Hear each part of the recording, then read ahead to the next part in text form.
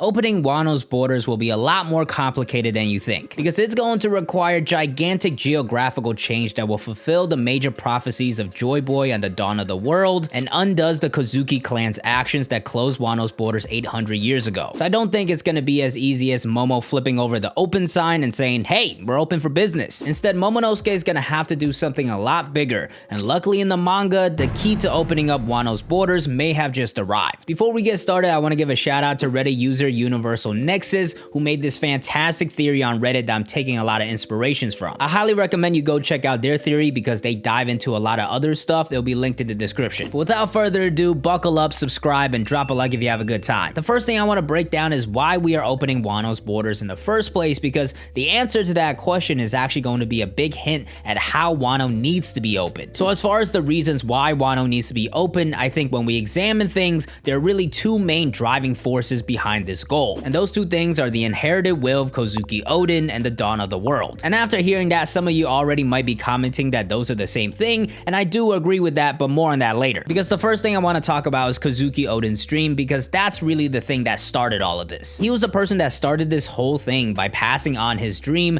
and his will during his execution. But when things get interesting is when we look at the reasoning for why Oden wants to open Wano's borders. Because from the moment Oden was born, he was trying to escape Wano, and he hated the fact that Wano had its borders closed. He was like a pent-up high schooler trying to leave for college. But at the end of the day, that was really all it was. It was more of a personal annoyance as opposed to something he wanted to drastically change. After all, because he was the future shogun, he literally had a chance to actually change those policies if he wanted to go with a more drastic political route. But instead, that was never really an interest he had, and he was out banging bit. Eventually though, Oden's mindset on this would drastically change after he went out to sea. And specifically, he developed the dream of opening Wano's borders after he reached Laugh Tale with the Roger Pirates and found out the truth about everything. And this is where it gets interesting, because no longer is this just the inherited will of Oden and Oden's dream, but we can now link this inherited will and dream one step further to Joy Boy. So really the main reason why Wano's borders need to be open is because it's the inherited will and dream of Joy Boy. Now of course we don't know what exactly Joy Boy left behind at Laugh Tale, but we do have some info on the exact reasons why Oden wants to open the borders. As he stated during his execution, the borders of Wano were once closed by the Kozuki clan to protect themselves from an enemy, and this enemy I think we can safely assume is the world government. And that's because we have a lot of clues pointing us in that direction. First off, we know that the Kozuki clan were the ones to create the poneglyphs, and the poneglyphs, according to Professor Clover, were devices to preserve the history of the Great Kingdom. And on top of that, Professor Clover believed that the poneglyphs were only created because an enemy was destroying the history of the Great Kingdom,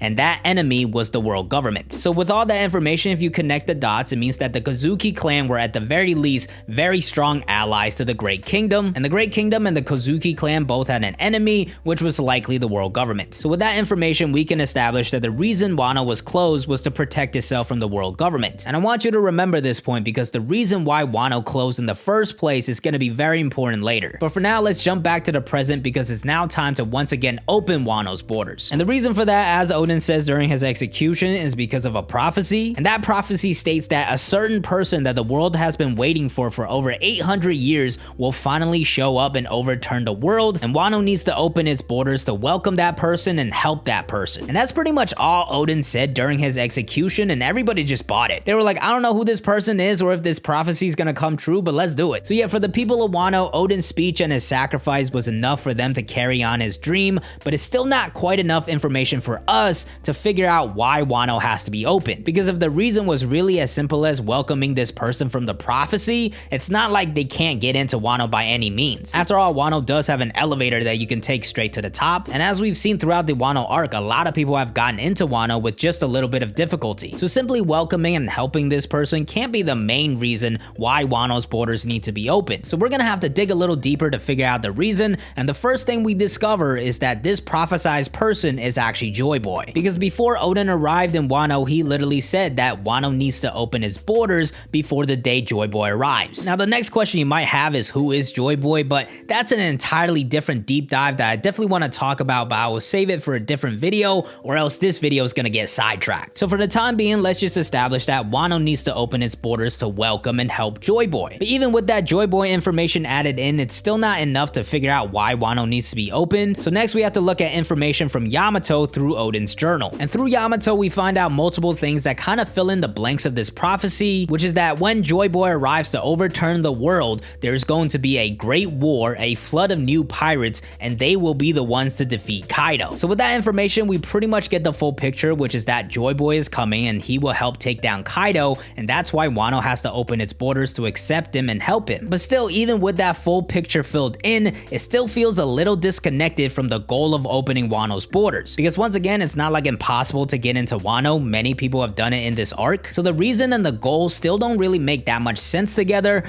but luckily we do have a second driving force for opening Wano's borders, and that is the dawn of the world. Interestingly, the dawn of the world is something that's been mentioned many times by the Scabbers and the people carrying on Oden's dream, but Oden himself actually never mentioned anything about the dawn of the world. During his execution, the dream that he passed on was simply open Wano's borders. But instead, time and time again, the dawn of the world has been mentioned hand in hand with opening Wano's borders. So the question is, what really is the dawn of the world and how does it relate to opening Wano's borders? And for me, as I mentioned earlier, I think the dawn of the world is the same thing as the prophecy that Oden is talking about. Because when we look at all the information and clues we have about the dawn of the world, it lines up perfectly as being the same thing as the prophecy Oden talked about. The first thing to address is that the dawn of the world is also a prophecy, because on multiple occasions when Pedro talked about the dawn of the world, he talked about it as something destined to happen in the future, like a prophecy. On top of that, it's something that is continuously mentioned by the Scabbards and the people that are trying to open up Wano's borders, so it will make sense that the two things are related. But the biggest hint we have on the dawn of the world is what Toki said during her last moments, because she gave a speech to the people of Wano about the prophecy Oden talked about, and at the end of it, she said that you will know the brilliance of dawn. And I think with that speech given by Toki, it's very clear that the dawn of the world and Oden's prophecy are the same prophecy. Now, my theory on this is that the dawn of the world is the prophecy that Toki actually knew about herself, because remember, Toki also came from the past looking for the exact same prophecy Oden was talking about. So the fact that in her final speech, she mentions the brilliance of dawn,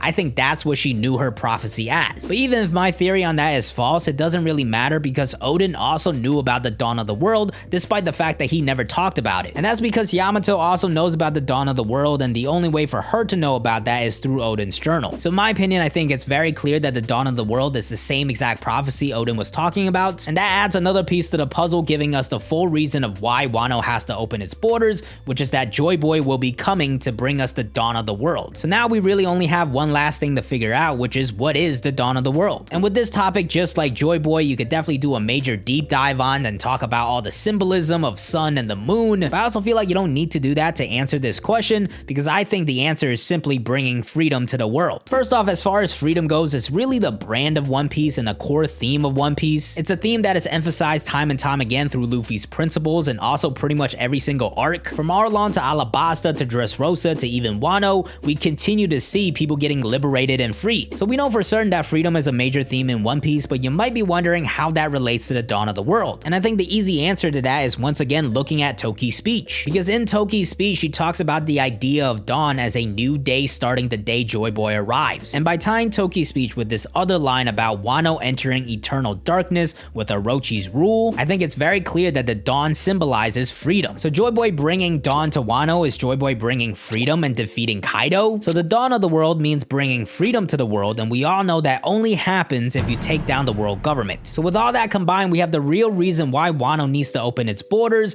which is that Joy Boy will be coming and bringing a great war to the world government and taking them down to bring freedom to the world. And with this reason established, we now have an answer to how Wano needs to be opened. Because while technically you can still open Wano's borders just through a policy and letting people in and out, but when the main reason for opening Wano's borders is bringing freedom to the world, I think you need to do more than just let people on the elevator. Because at the end of the day, even if you change the policy of Wano, and even though there's an elevator you can enter and exit from, Wano still has these massive barriers of entry with these gigantic waterfalls, which while not impossible to get in, makes things very difficult and kind of goes against the idea of freedom. So I believe for Wano to truly open its borders, there has to be a physical change. And now you might be saying, how exactly is that gonna happen? It's just natural geography. Well, this is where that one important thing I told you to remember comes in, and that is why the Kozuki clan closed Wano's borders in the first place. Because as I mentioned earlier, the Kozuki clan closed Wano's borders to protect itself from the world government. And that's a pretty difficult thing to do when they have things like the Buster Call. So I don't think the Kozuki clan were simply like, okay, let's close off the elevator. Instead, I believe they closed Wano's borders by physically changing Wano, lifting Wano into the air, and creating these gigantic barriers of entry. Now, once again, you might be saying that's also very absurd. How would that happen? And I would normally agree with you if there wasn't something in the story known as a continent puller, which by the way was introduced in Thriller Bark, the same arc that we were introduced to Wano and Ryuma. And the next thing you might be saying is that we saw the continent puller Oars on Thriller Bark,